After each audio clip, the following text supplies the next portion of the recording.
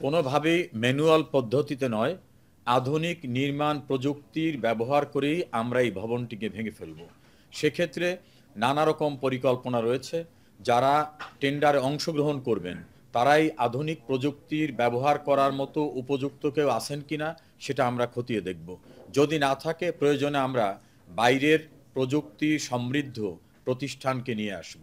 আমাদের সঙ্গে ইতোমধ্যে দেশের বাইরে এ জাতীয় কাজ করার অভিজ্ঞ, নির্মাণ প্রযুক্তিতে যারা দক্ষ, তাদের সঙ্গে আমাদের কথা হয়েছে। আমরা প্রথম অগ্রাধিকার দিতে চাই দেশীয় প্রতিষ্ঠানকে।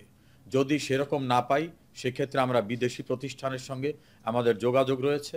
কোনোভাবেই ম্যানুয়াল পদ্ধতিতে না, কোনোভাবেই মানুষের জীবন এবং মালের ঝুঁকিপূর্ণ পদ্ধতিতে এই ভবন ভাঙা হবে না।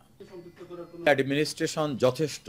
এ জাতীয় একটি কাজ সম্পন্ন করার জন্য গৃহায়ণ গণপূর্ত মন্ত্রণালয় এবং আমাদের অধীনস্থ রাজুকি যথেষ্ট।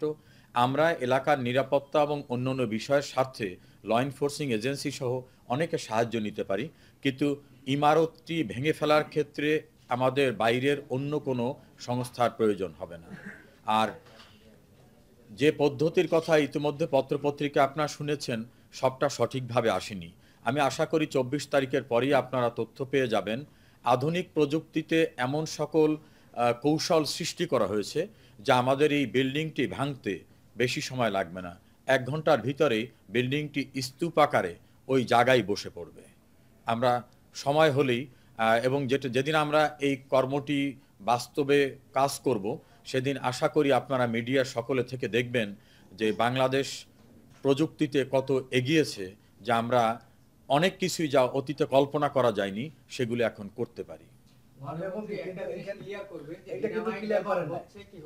ডিনামাইট শব্দটা প্রচলিত অর্থে একটা বোমার ব্যবহার, আসলে সেই ডিনামাইট না, নানা রকম ভাবে আছে।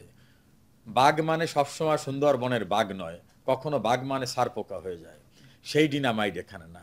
একটা পদ্ধতি আছে, সেই পদ্ধতির বাহ্যিক পরিচিতিটা ডিনামাইট আকারে, কিন্তু কোনোভাবে এটা ডিনামাইট বোম মেরে বিল্ডিং ভেঙে ফেলার ডিনামাইট নয়। এটা একটা নির্মাণ প্রযুক্তি, ভেঙে ফেলার একটি কৌশল, একটা প্রযুক্তি।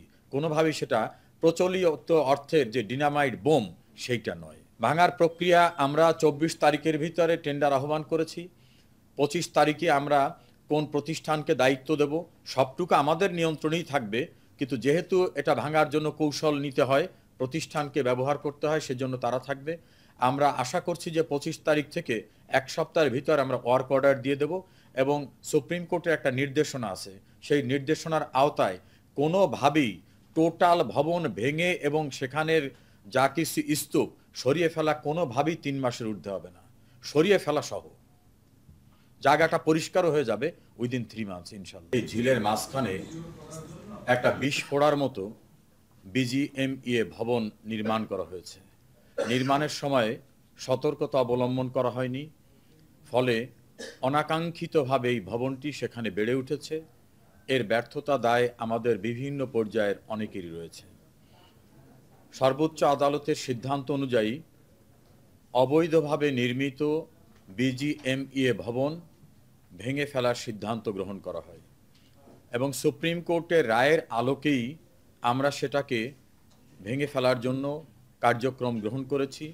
গতকাল আনুষ্ঠানিকভাবে বিজিএমইএ ভবন ভেঙে ফেলার কার্যক্রম আমরা শুরু করেছি।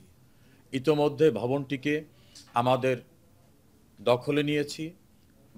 ভবনে অন্য কারো প্রবেশ নিষিদ্ধ করেছি। ভবনের সেবামূলক যে সকল সংযোগ ছিল, একেবারে প্রয়োজনীয় সংযোগ ছাড়া অন্যান্য সংযোগ বিচ্ছিন্ন করেছি। এই ভবনটি ভাঙার জন্য একটি পরিবেশ তৈরি করা প্রয়োজন।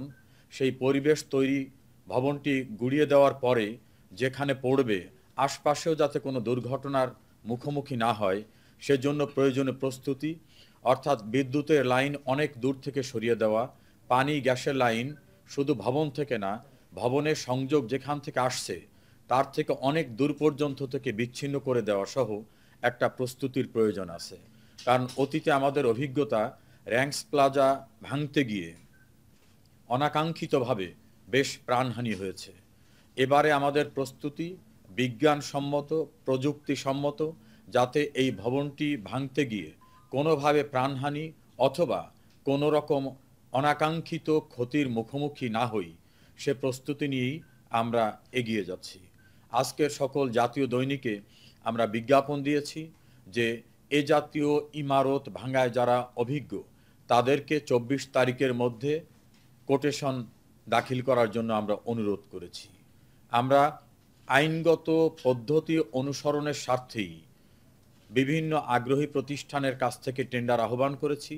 ২৪ তারিখের ভিতরে টেন্ডার পেয়ে আমরা ২৫ তারিখের মধ্যেই সিদ্ধান্ত গ্রহণ করব যে কোন সংস্থা উপযুক্ত, যাদেরকে দিয়ে এটা ভাঙা সম্ভব হয়। আমরা যদি উপযুক্ত সংস্থা পাই তাহলে তাদের সমন্বয়ে, যদি উপযুক্ত সংস্থা না পাওয়া যায় সেক্ষেত্রে আধুনিক নির্মাণ প্রযুক্তির ব্যবহার করে আমরা রাজুকের পক্ষ থেকেই এই বিল্ডিংটাকে এখানে উচ্ছেদের জন্য যে প্রক্রিয়া দরকার সেই প্রক্রিয়ায় যাব। যেহেতু এ জাতীয় একটি ইমারত ভাঙতে হলে অন্যান্য যারা আগ্রহী প্রতিষ্ঠান তাদেরকে সুযোগ দেওয়ার একটা বিধান রয়েছে, সেই সুযোগটাকে আমরা কাজে লাগাবো। উপযুক্ত আহ্বানকারী না পাওয়া গেলে আমরা নিজেরাই ভাঙব। ভাঙার ক্ষেত্রে আমরা দায় দায়িত্ব আমাদেরই নিতে হবে, কারণ আমরা চাই রাষ্ট্রের চমৎকার একটি স্থাপনার মাঝখানে বেআইনি এ জাতীয় একটি ভবন টিকে না থাকুক।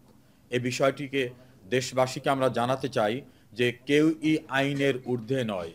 যে যেখানে বেআইনি ইমারত নির্মাণ করবেন বা স্থাপনা নির্মাণ করবেন তাদের সকলকেই আমরা আইনের আওতায় আনতে চাই, যাতে কেউ দর্প নিয়ে বলতে না পারে যে আমি ইমারত নির্মাণ করে ফেলেছি, এখন আর কিছু করার নাই।